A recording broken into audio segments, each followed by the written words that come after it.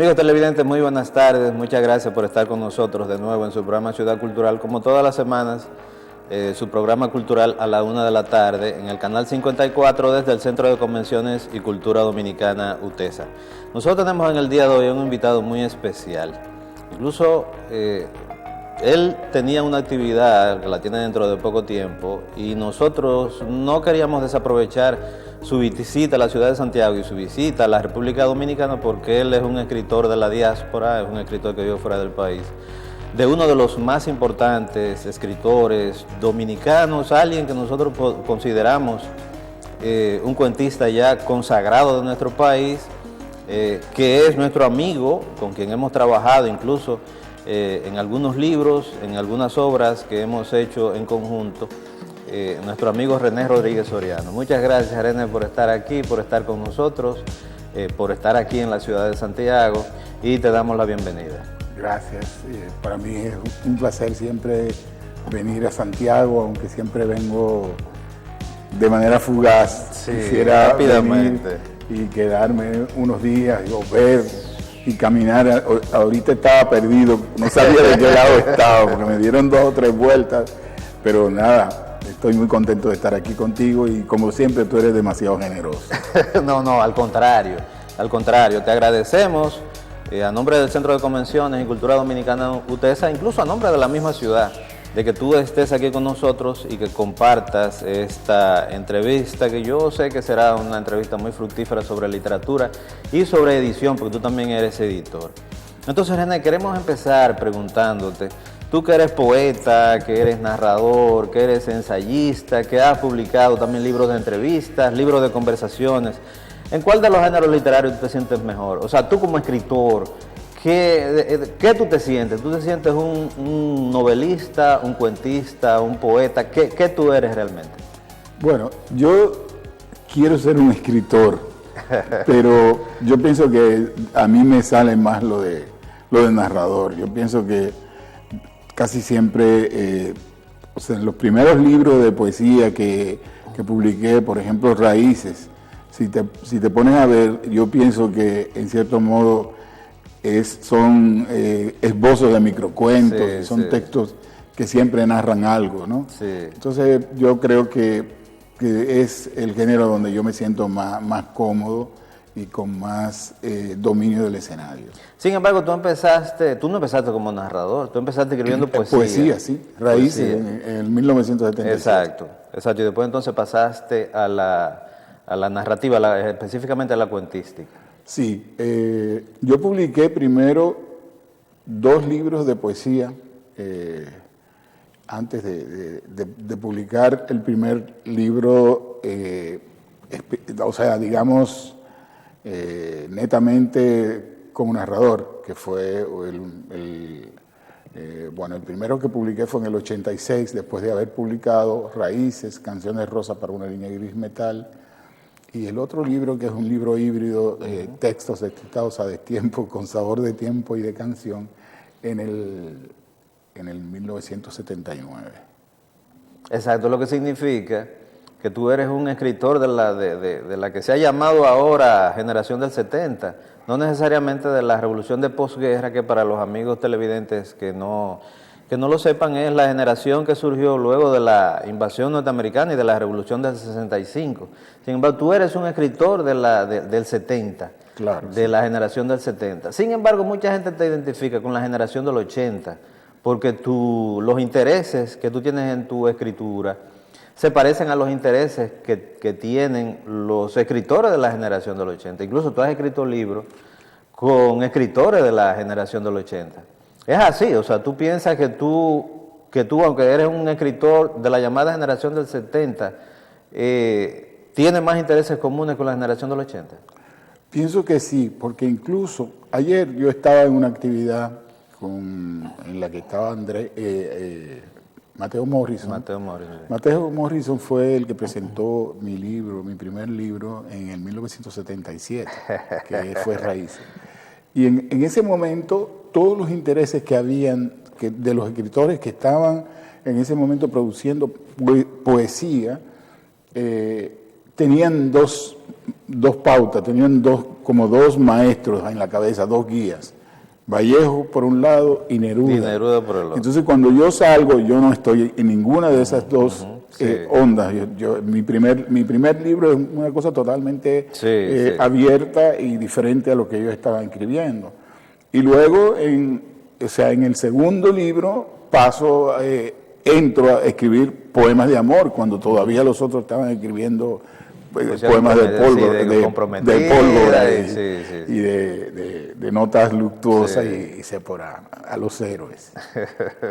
Entonces, yo definitivamente no tengo mucho en común con el grupo de los 70, que creo que el año pasado fue que hicieron algo que ahí había un híbrido grandísimo, porque había gente, recogieron gente de todos los lados, por la misma cosa que tú sabes. A mí me mandaron una invitación, pero me la mandaron en burro para que yo no viniera. No, y ahora, por ejemplo, a mí me llamaron, la semana pasada, que hay un concurso literario que se llama Botellas Literarias, que se hace todos los años, que este año está dedicado a la generación del 70. Y me llamaron para que yo fuera uno de los jurados, porque se va a hacer aquí en Santiago. Entonces yo supongo también que ahí va a estar tu poesía. Creo que no es solamente de poesía, sino que también es de narrativa y de cuentística. O sea que ahí va a estar también tu cuentística, o sea, tu narrativa, y también va a estar entonces tu poesía en ese concurso. Yo me entero ahora, no sé de nada de eso. René, y toda tu vida ha transcurrido entonces a través del cuento, luego de ese primer libro de poesía, aunque tú has escrito y publicado otros libros esporádicos de poesía. Sí. ¿Cómo calificarías tú entonces la cuentística dominicana, basada en tu propia cuentística del siglo XX, que incluso tú escribiste un ensayo sobre eso, sobre la cuentística dominicana del siglo XX, teniendo en cuenta que nosotros hemos tenido una serie de exponentes extraordinarios como Bosch, como Pedro Peix, como Vigilio de Agrullón, Irma Contreras, una cantidad de cuentistas que luego de los poetas son los escritores más numerosos durante el siglo XX que nosotros hemos tenido. Entonces, ¿cómo calificas tú tu propia cuentística unida a la cuentística del siglo XX dominicano? Yo pienso que definitivamente el género príncipe de la letra dominicana es el cuento. El cuento. Es lo que más se destaca y tiene un corpus, lo cual no tiene la poesía, ni lo tiene la novela. O sea, la novela hay 5, digamos, pueden haber 5 novelas, pero no hay una novelística que tú puedas perfilar a través de ella. No hay una tradición que nos sirva incluso a nosotros mismos, que hemos incursionado. Pero en el cuento en el cuento hay una tradición que se remonta a Tomás Hernández Franco, Juan Bosch, Irma Contreras, incluso, y después todo eso, gente como Manuel Rueda, como Aida Cartagena Portalatín, que ya en su segunda juventud escribieron textos extraordinarios y textos definitivamente dignos de ser leídos. Yo creo que sí, que tenemos una tradición y hay realmente, creo y pienso que se lee más cuentos que novelas y se conocen más los cuentos de los autores dominicanos que la propia novela. Las novelas definitivamente no se ha despegado y no ha habido un hilo conductor. Aparece una novela un año, una vez, y luego pasa mucho tiempo. ¿Pero a qué tú crees que se deba eso? ¿Tú crees que se debe a las condiciones en las que escriben los escritores dominicanos? Por ejemplo, que para escribir una novela hay un gasto de tiempo considerable para escribir una novela. Incluso muchos de los escritores tendrían que dedicarse solamente a escribir novelas, mientras que un cuento se escribe de una manera más rápida, en el tiempo libre. ¿Tú crees que esa es una de las razones por las cuales los dominicanos yo pienso que hay muchas cosas, entre ellas está precisamente esa, de que aquí los escritores tienen que, un libro no te produce nada. Los libros, incluso para publicarlo y luego si lo publicas, terminas regalándoselo a 5 o 6 amigos que ni siquiera lo leen, ni siquiera son capaces de generar una nota sobre tu libro, ni nada de eso. Entonces, también la falta de oficio, de rigor, ¿entiendes? La gente es más fácil publicar un libro de poesía, publicar o recopilar. Por ejemplo, aquí hay mucha gente que se dice ensayista, pero lo que hace es recopilar textos que publicó en el periódico. Exactamente, y publica un libro supuestamente de ensayo. De ensayo, y son textos que tú publicaste por ahí. Sí. Entonces, yo pienso que el problema está ahí, y la formación. Es decir, hay también, tú sabes que hay cosas que aquí no está delimitado el campo. Aquí todo el mundo es escritor. El que escribe un folleto de cómo deshojar la batata, ¿entiendes? Ya ese tipo es un escritor. Entonces, incluso ya son capaces de postularlo para un premio. No, mira, yo tengo amigos que tal vez son amigos tuyos también, que han escrito un solo libro en su vida. Y ya están instalados en la tradición literaria dominicana, y lo buscan para ser jurado de concursos. Y forman delegaciones, y viajan, y hacen todas esas cosas. Y eso también, los jurados, si tú ves el nivel de los jurados, o sea, en los últimos años, tú ves que hay gente que no tiene, tú sabes, no tiene, o sea, con qué para ser jurado, para determinar, y entonces eso hace que los mismos premios, o sea, por ejemplo, yo en los últimos años he tenido muchos problemas.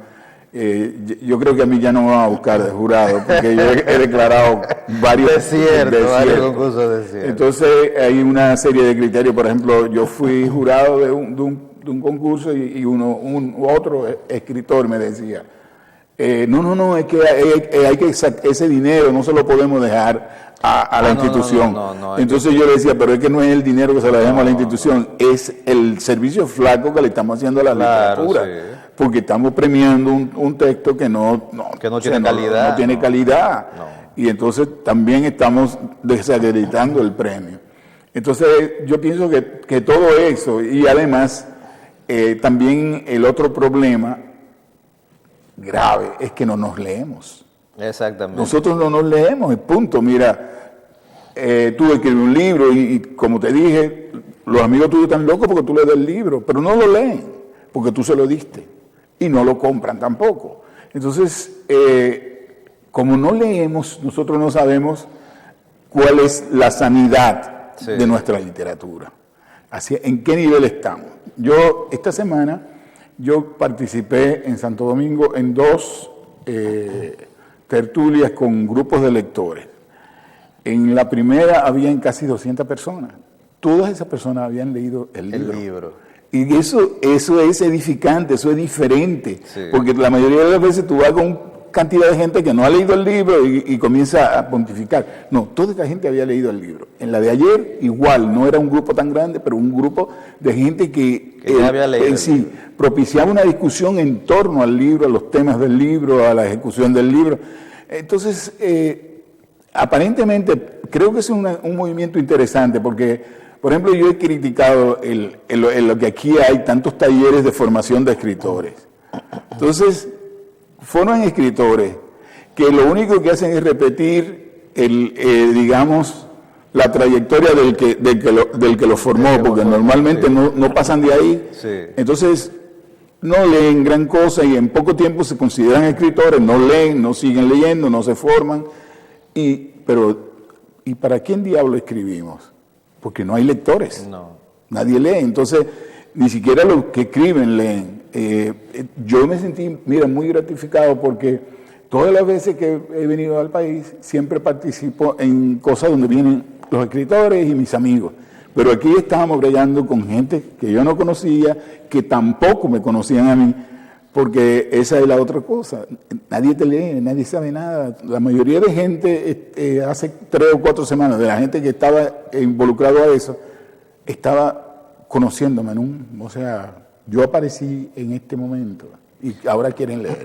Pero tú eres un escritor de lo que ahora se llama de la diáspora, o sea, un escritor que vive en los Estados Unidos, que vive fuera del país, que no vive ni escribes en el país. Sin embargo, tú has viajado prácticamente por todo el mundo, promocionando la literatura dominicana, haciendo tus propias lecturas de tus propios libros. Incluso tú has ido a países como Israel, ha ido a España, ha viajado a Argentina, de lo que vamos a hablar ahorita en la segunda parte de esta entrevista, pero ¿tú consideras entonces, tú que has viajado por tantos países, sobre todo en actividades literarias, que ese fenómeno que tú dices que sucede aquí, y que bueno, uno confirma que sucede aquí, que sucede en la República Dominicana, pasa también en esos otros países a los que tú visitas? O sea, ese problema de falta de lectores. Mira, yo creo que no es así. Por ejemplo, yo vivo en los Estados Unidos y en los Estados Unidos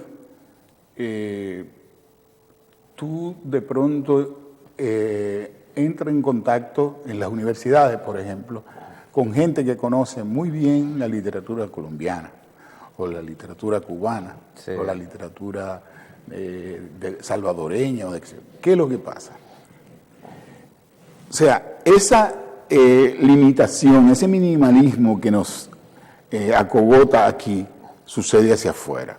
Nosotros tenemos, yo no sé cuántos académicos dominicanos que enseñan en la academia norteamericana, pues sí, no te voy a hablar de Europa, pero en la academia norteamericana. Y ellos sufren lo mismo, es decir, porque además los críticos de este país no leen. No leen. Ellos no leen, ellos viven leyendo teoría y se pasan todo el tiempo en eso. Sí. O sea, por ejemplo,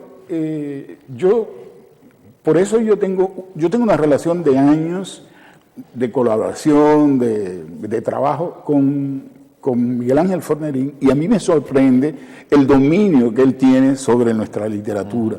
Él puede hablarte por ejemplo, sobre la novelística. Él te agarra y te va a salir en estos días un texto que ya yo lo leí, sobre la mujer en la novela dominicana. Y él comienza desde por allá, desde el 1800, sí, en La Sangre y demás, y los viene encadenando y agarra cada uno de esos personajes, cuál es el papel que va jugando en la novela. Pero eso no sucede, es decir, y hay otra cosa. Te voy haciendo una cuña de Fornerín, pero, por ejemplo, en Puerto Rico, se han hecho 2 tesis doctorales sobre mi literatura. Aquí no se escribe ningún papel de cosas de la literatura, porque además aquí todavía se sigue enseñando la literatura como le impuso Balaguer, la biografía del escritor. Sí. No ponen a los muchachos a leer una obra, 2 obras de una autor y a discutirla. Entonces, en Puerto Rico, Fornerín, por ejemplo, y Eugenio Cueva, y también Carlos Roberto, han puesto la literatura dominicana como materia y se enseña. Entonces, no solo hay 2 tesis mías, hay tesis sobre Pedro Peix, sobre Vox, sobre Irma Contreras. O sea, hay toda una cantidad de escritores que son estudiados, sí, y justificados. Por ejemplo, mi última novela ha sido puesta en 3 recintos de la universidad. Entonces, ¿qué pasa con los escritores dominicanos? Ellos no conocen la literatura dominicana, no la leen, y ellos siguen pensando y propagando que aquí hay 2 escritores, Pedro Ureña y Juan Bosch, que es lo único que ellos saben probablemente de oídos. Entonces, no, y que sus propias influencias son influencias de escritores extranjeros. O sea, claro, entonces no están, en ningún momento están preocupados por nuestra literatura, ni la promueven. Entonces tú ves que cada vez que, yo tengo muchísimas antologías por ejemplo, de cuentos que se han hecho en los Estados Unidos, y dominicano, hay uno o 2, Juan Bosch, siempre Juan Bosch, porque lo toman porque nadie se preocupa por, tú sabes. Entonces, yo pienso que eso hace también que haya poco interés, aunque hay interés. Hay muchísimas, por ejemplo, Marcio ha sido muy estudiado, y muchos otros que tienen contactos también. No, debe haber un interés internacional, pues nosotros pertenecemos a la región del Caribe. Claro. Y la literatura de la región del Caribe es una literatura que en muchos sitios se considera exótica, atractiva, por lo menos para esas personas. Yo recuerdo que en Casa de América, en España, se hizo un encuentro de escritores caribeños y ellos invitaron a escritores de Puerto Rico, bueno, escritores caribeños en idioma español.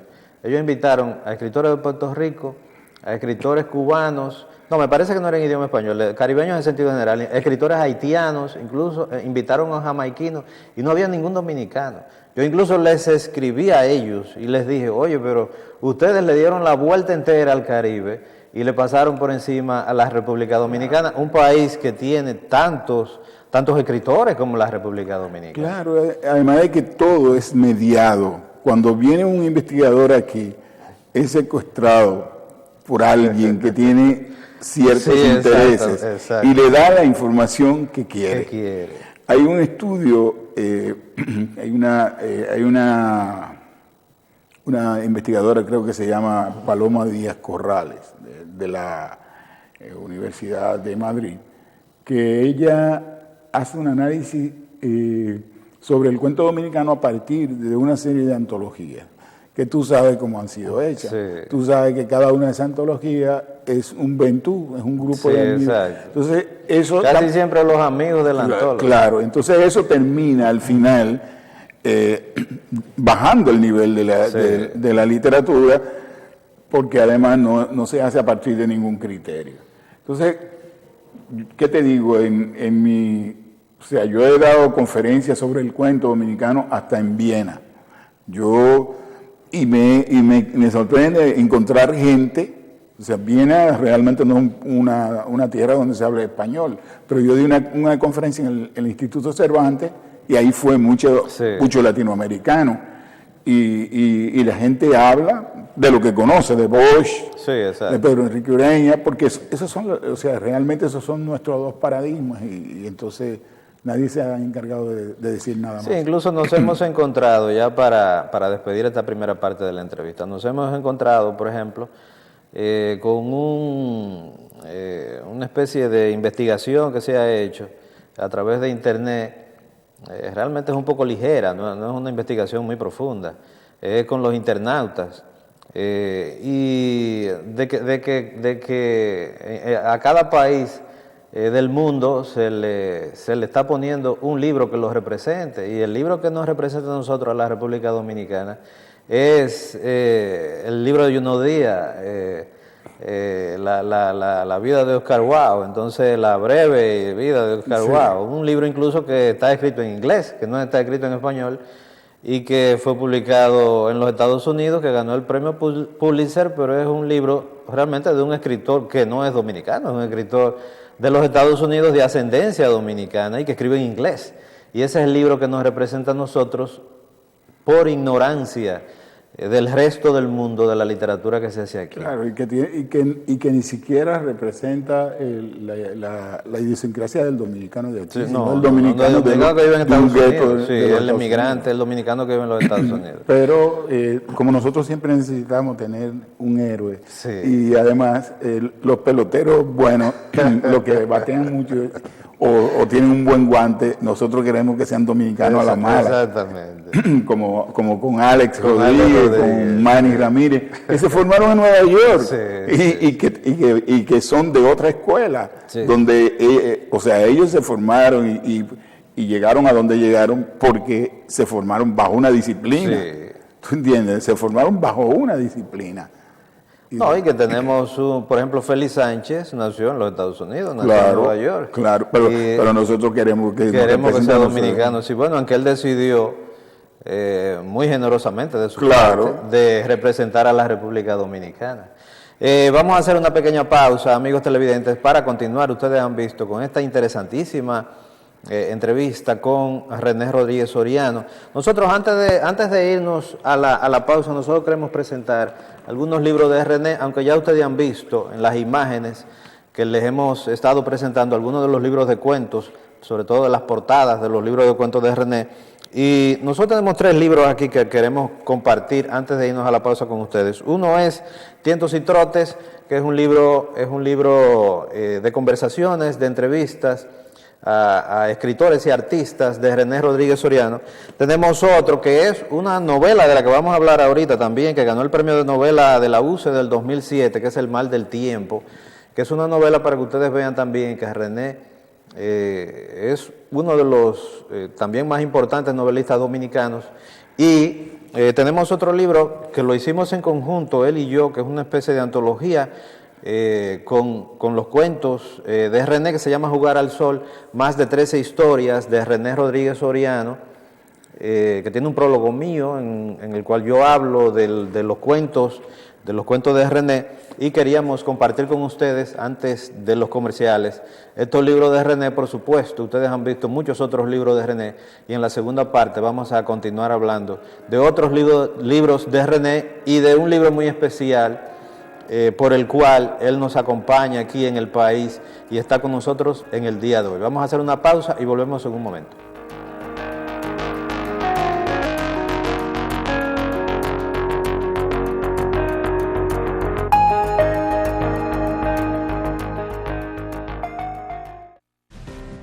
Ahora la información te trae una nueva imagen para nuevos tiempos. La información llega completamente renovado con nuevo diseño, más páginas a color y nuevas secciones. La información, 35,000 ejemplares diarios para llegar a 120,000 lectores en Santiago, El Cibao, Santo Domingo, todo el país, New York y España. La información, su periódico de siempre, mejor. El conocimiento es la base para asumir el futuro con éxito. UTESA, universidad de prestigio con altos estándares académicos para que tu desarrollo sea constante, pone en tus manos las herramientas para tener una visión global y actualizada, orientada a la certera toma de grandes decisiones. Un objetivo: formar líderes especializados y capaces, porque saber es vivir. Una universidad, UTESA, actualizada, con grandes alternativas y ofertas de posgrado. UTESA. Si tienes un libro o una obra redactada y necesitas hacerle las correcciones de estilo, las correcciones de redacción, o necesitas asesoría sobre derechos de autor, ISBN, publicación impresa o en Amazon de tu libro, comunícate con nosotros. Editorial Juguete de Madera, 809-886-5151. Corrección de textos, asesoría en publicaciones digitales o impresas, 809-886-5151. Si necesitas que tu libro salga sin ningún error y sin ningún problema de edición, comunícate al 809-886-5151, que es también nuestro número de WhatsApp.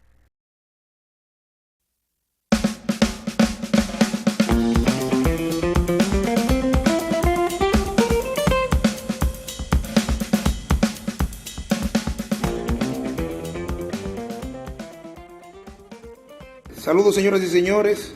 Nos encontramos aquí desde el estudio de arte con una artista invitada. En esta ocasión vamos a ver el proceso creativo que sigue la artista Patricia Mota, que nos viene a visitar de aquí, desde la ciudad de Nueva York, para mostrarnos sus nuevas obras.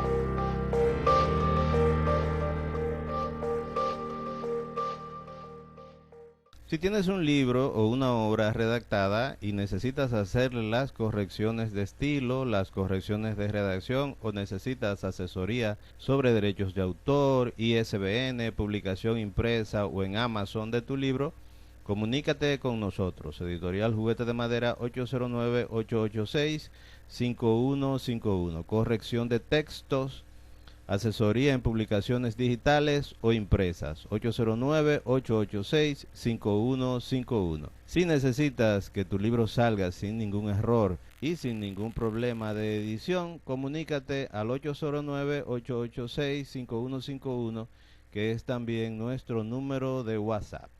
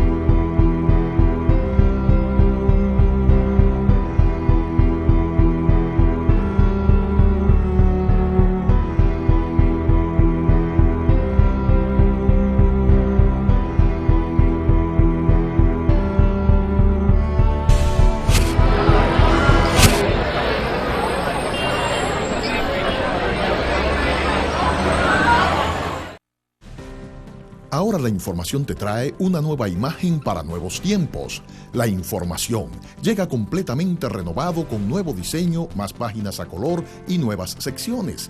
La información, 35.000 ejemplares diarios para llegar a 120.000 lectores en Santiago, El Cibao, Santo Domingo, todo el país, New York y España. La información, su periódico de siempre, mejor.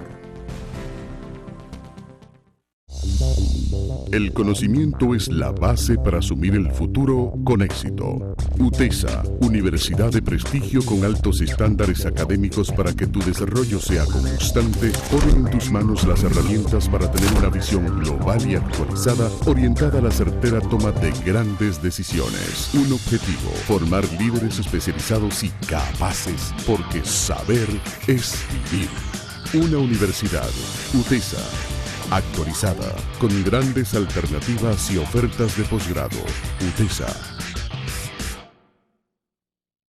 La más moderna tecnología en manos de la experiencia y el compromiso con la calidad de servicio sustentan la confianza en el más riguroso diagnóstico. Laboratorio Clínico UTESA, en los recintos de UTESA Dajabón, Mao, Gaspar Hernández, Moca y en las instalaciones del Centro Médico Cibao UTESA, en este último ofreciendo servicio las 24 horas de todos los días del año.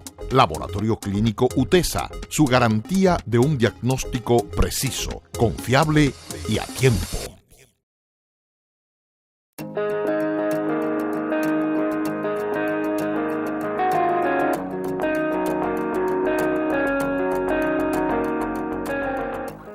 Amigos televidentes, muchas gracias por continuar con nosotros en su programa Ciudad Cultural. Aquí estamos en la segunda parte de esta interesantísima entrevista con René Rodríguez Soriano, uno de los más importantes escritores dominicanos, sobre todo cuentista, como él mismo se identifica, uno de los más importantes cuentistas dominicanos, narradores dominicanos. René, nosotros queremos hablar ahora sobre la novela que se ha publicado en Argentina, que ha publicado una editorial argentina, que es No les guardes rencor, papá, y que es precisamente,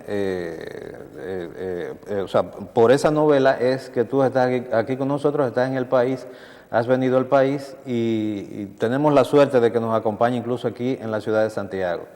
¿De qué trata No les guardes rencor, papá? ¿Cuál es el tema de la novela? Es una novela que realmente es un relato que está centrado en en el desembarco de la expedición del 14 de junio de 1959. Okay.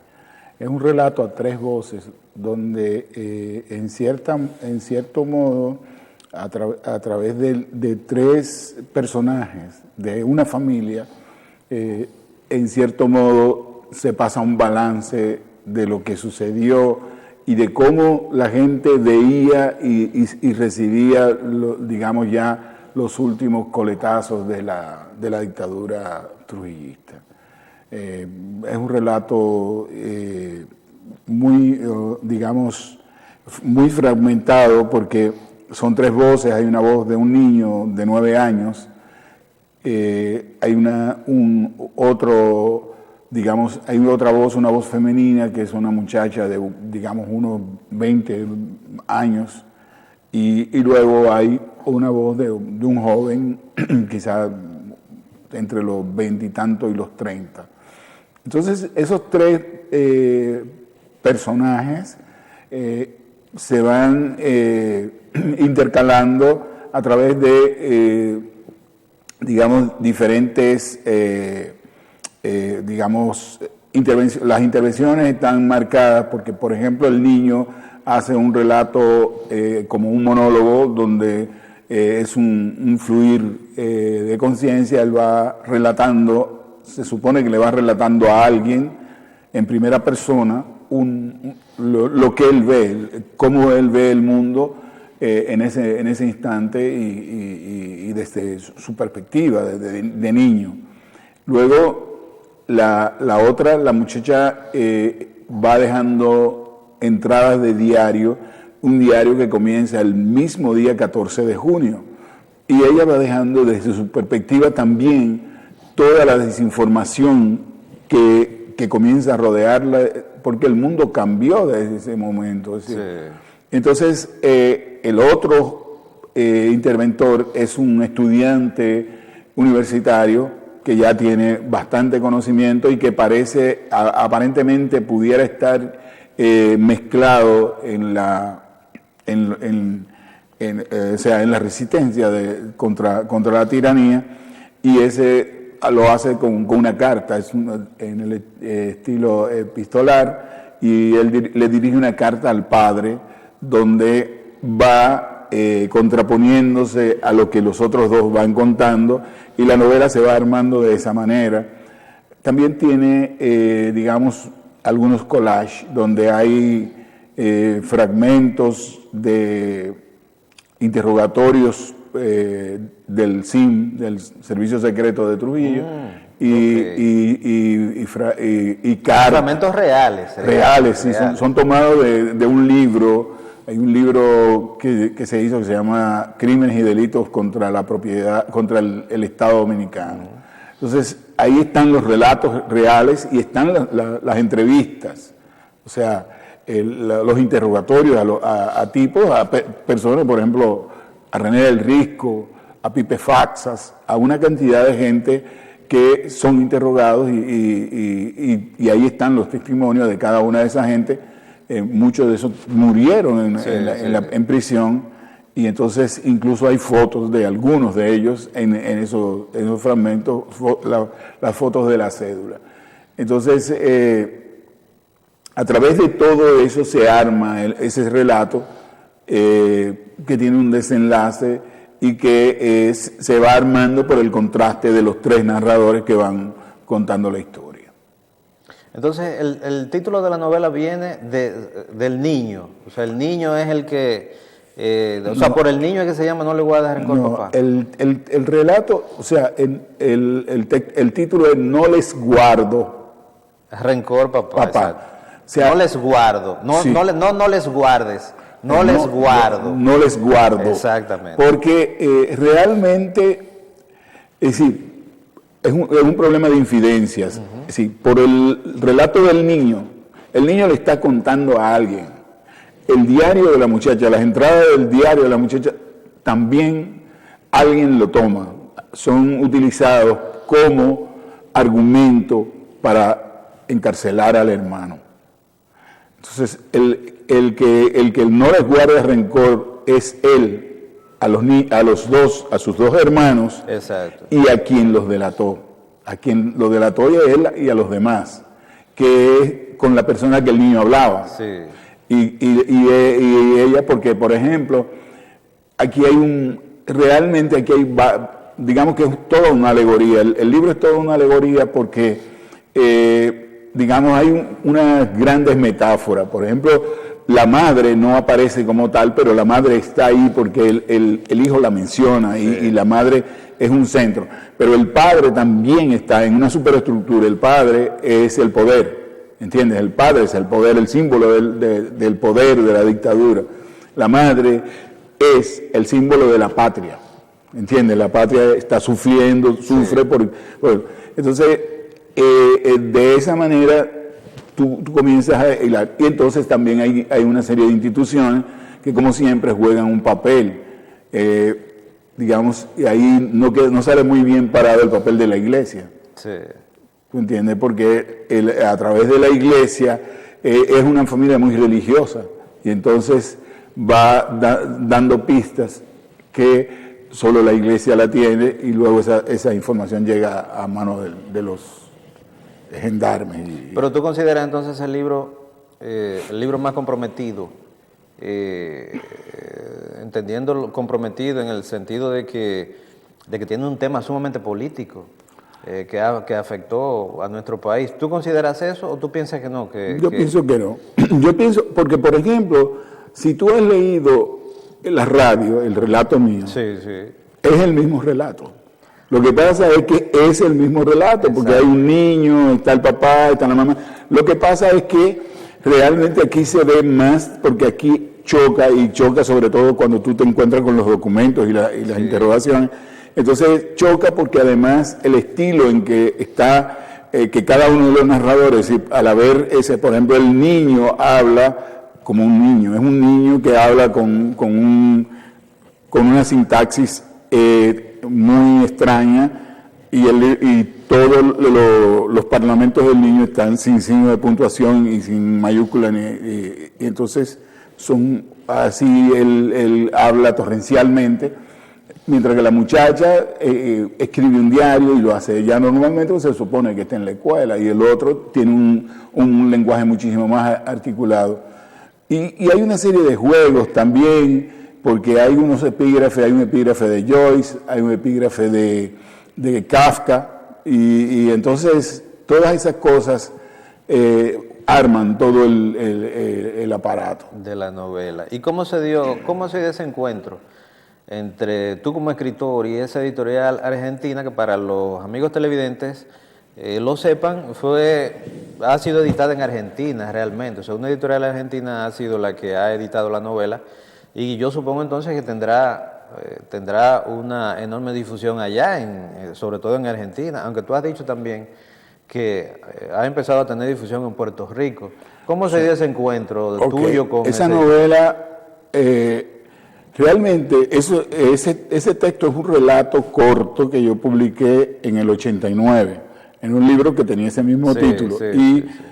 Ese relato yo lo seguí trabajando y entonces llegué a ese punto y se publicó en el 2007. Que está aquí precisamente, me parece, que está por lo menos el libro.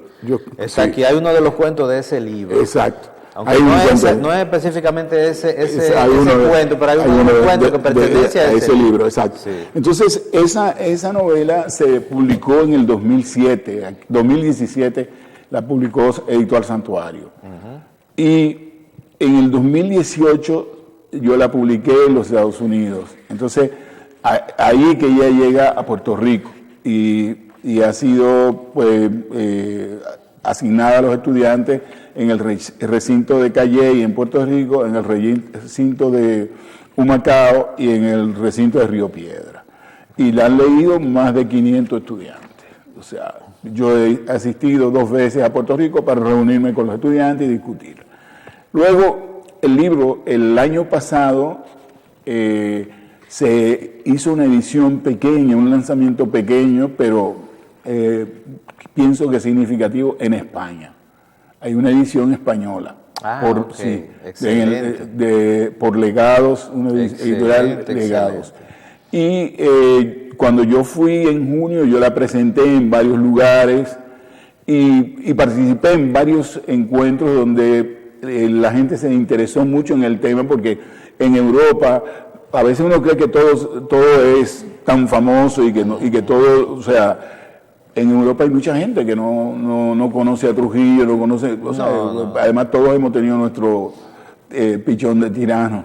Entonces, cuando salió la edición de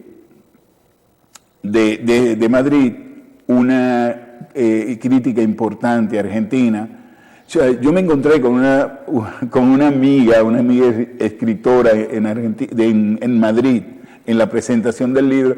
Ella se llevó un libro y lo leyó en el avión. Y luego se lo dio a una crítica de Argentina importante, y ella escribió un trabajo sobre... Ella dice que la importancia del silencio en esa novela. Entonces, ella es amiga de los editores y les hizo llegar una copia de la novela. Y en menos de un mes ellos me pidieron la novela y comenzaron a trabajarla, y la novela ha sido muy bien acogida. ¿Cómo se llama la editorial? La editorial se llama Palabrava. No es una editorial de Buenos Aires, es una editorial de Santa Fe. Santa Fe es una provincia grandísima, que tiene una cantidad de escritores importantes, y ahora el libro se presentó primero en diciembre en Santa Fe, y ahora este año, a principios de este año, ha comenzado a circular en Buenos Aires.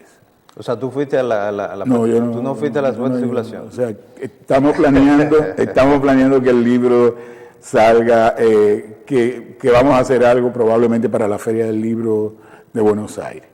Y el libro ahora mismo es muy probable que salga en Bogotá.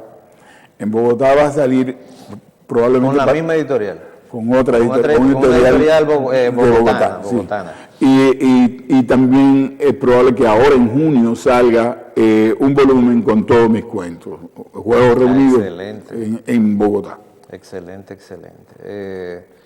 René, nosotros queremos darte las gracias por haber estado aquí en el programa con nosotros y aquí en el Centro de Convenciones y Cultura Dominicana UTESA.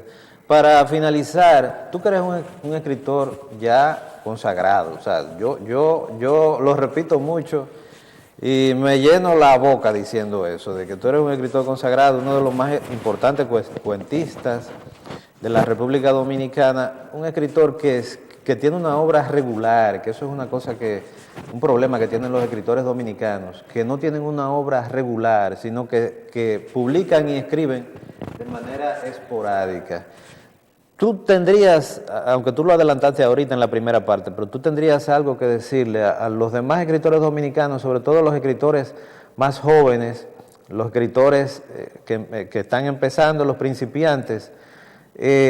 Tú tendrías algo que decirle como ya como un escritor consagrado, un escritor que tiene la vida entera escribiendo. Bueno, yo te diría que aquí vale el dicho ese de que o se es toro o se es vaca. Aquí hay un problema que se mediatiza el trabajo del escritor. Porque aquí los escritores normalmente, es un problema por el tipo de sociedad, que los escritores normalmente son esclavos del poder. Cuando no del poder político, son del poder económico o del poder eclesiástico. Y por eso incluso son remisos a tratar ciertos temas y hasta ir más allá. Es decir, por ejemplo, yo por eso siempre... me encanta tu narrativa y me encanta sobre todo el famoso cuento que para mí es uno de los mejores cuentos escritos por un dominicano, el cuento de Diego y Clásica. Entonces, porque aquí hay que ser valiente para tú tratar ese tema, sin que te sientas con miedo de salir a la calle y que muchos amigos no te saluden por eso. Entonces, yo creo que hay que definirse y además pienso que aquí hay mucha gente que tú no sabes si son, yo diría que como decía Gabriel Infante de Roberto Fernández Retamar, que él decía Roberto F. Retama. Y entonces que le decían que por qué F, y decía por funcionario. Amigos televidentes, le damos las gracias a René Rodríguez Soriano por haber estado con nosotros. Yo sé que ustedes han disfrutado, como lo he disfrutado yo, de esta entrevista, que debió ser un poco más larga, porque tenemos muchísimas cosas que hablar con René, pero me parece que ha sido una importante entrevista sobre la más reciente novela de René, No les guardo rencor, papá, y sobre su obra narrativa.